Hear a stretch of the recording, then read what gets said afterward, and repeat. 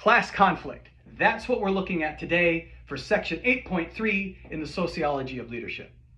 Class conflict is specific to Karl Marx and how he addressed stratification in leadership. So he saw the bourgeoisie, that is, the folks who had a lot of means, a lot of wealth, and the proletariat, which were the greater numbers indeed, but had less wealth and less power. And he saw at leadership as putting down the proletariat and keeping that structure in place. This keeping down of the proletariat leads to alienation.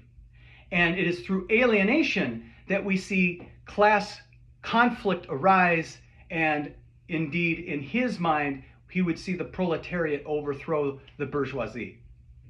In fact, this has never happened.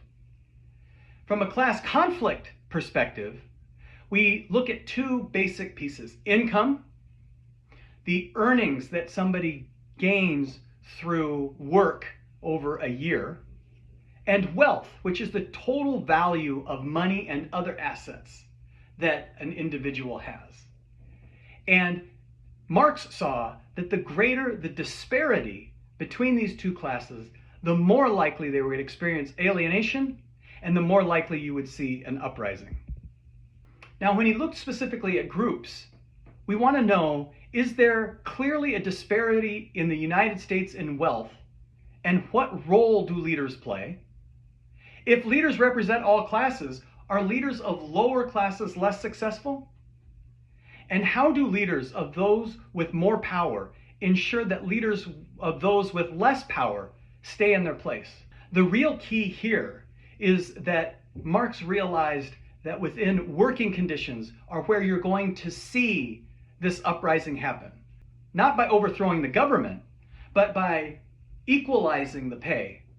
So again, as we talked about earlier in this class, one of the things that really comes to the forefront is the proletariat leadership and how to describe and define proletariat leadership. How do they help others in their pursuit of equality?